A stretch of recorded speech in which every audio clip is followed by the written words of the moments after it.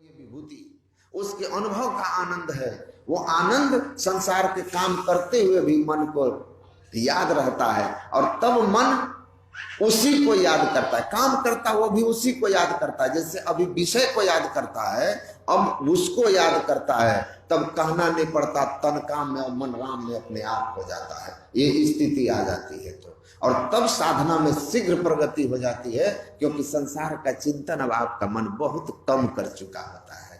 अंदर का चिंतन ज्यादा होने लगता है, मन को बार बार अंदर की ओर ले जाने लगते हैं, तो उस ओर मन हो जाता है। अब बैठते हैं साधना में हम, जैसे जैसे अंदर जाते हैं तो भजन में होत आनंद आनंद बरसत विशद अमी के बादल भीजे थे कोई शब्द। अंदर की ओर जैसे जैसे जाते हैं आनंद बढ़ते जाता है। बचपन से जवानी बढ़ती गई, आनंद खोता चला गया, धन संपत्ति बुद्धि सब कुछ बढ़ गया, भौतिक ज्ञान बढ़ गया, लेकिन जीवन का आनंद शांति सुख चैन सब आपके जीवन से जाता रहा। बचपन की वो मस्ती आपने कभी अनुभव नहीं की, लेकिन जैसे ही आप इसको पा लेंगे, बहिर्मुख से अंतर्मुख हो जाएंगे, एक तत्व के दृढ़ अभ्यास एक बिंदुता की प्राप्ति के साथ आपके जीवन में आनंद बढ़ने लग जाएगा। Unless you born again. Isa Masih कहते हैं कि अगर तुम वास्तव में फिर से आनंद पाना, जीवन के सच्चे आनंद को पाना चाहते हो, तो तुमको एक बार फिर से जन्म लेना पड़ेगा। फिर से जन्म लेना पड़ेगा। अब फिर से जन्म मतलब क्या है?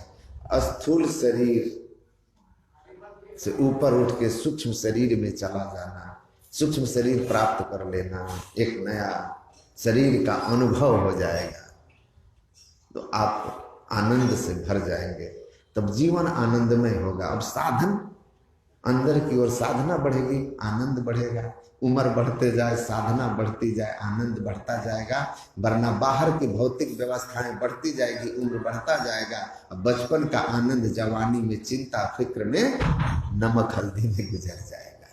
तो अध्यात्म के पक्ष को पकड़ करके जब हम रखते हैं, तो गुरु महाराज कहते हैं कि जब वो चमक अंदर में आपको दिखने लगेगी, वहां शब्द सुनने लगोगे, और शब्द की महिमा है कि वो चुंबक की तरह प्रकर्षे नए तुष्मान मोक्षम इति प्रणवः। जिस मोक्ष की बात कर रहे हैं, जन्म मरण से छूटने की बात कर रहे हैं, जन्म मरण से छूट जाना मुक्ति है, समस्त दुखों की निवृत्ति हो जाना मुक्ति है, दुख की अत्यंता भाव मुक्ति है, अज्ञान ग्रंथि का नाश हो जाना मुक्ति है, चेतनात्मा के ऊपर से जड़ावरण का अंत हो जाना मुक्ति है, कैवल अवस्था हो जाए ये मुक्ति है, परमात्मा और जीवात्मा की एकता हो जाए मुक्ति है, जल तरंग जीव जल ही समाया, त्यो ज्योति संग ज्योति मिलाइया।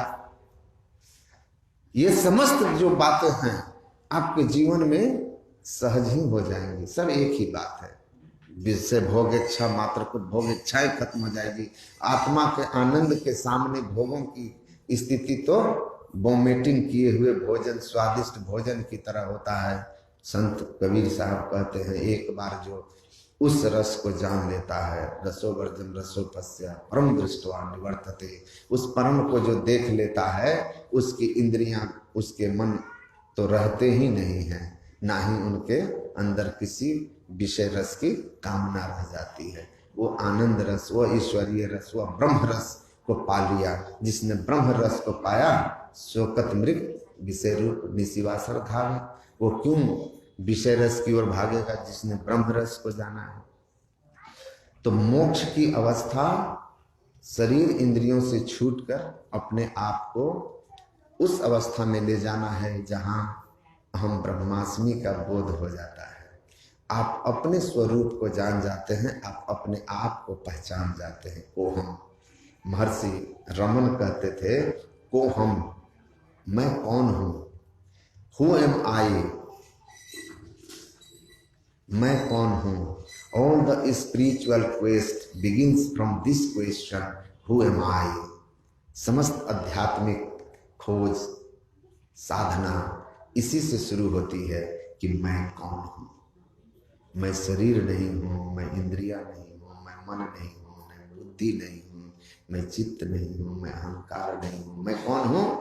तो सुन ही रहे थे बाबा से, शुद्धोसी बुद्धोसी निरंजनोसी। शुद्ध बुद्ध सच्चित आनंद स्वरूप मैं आप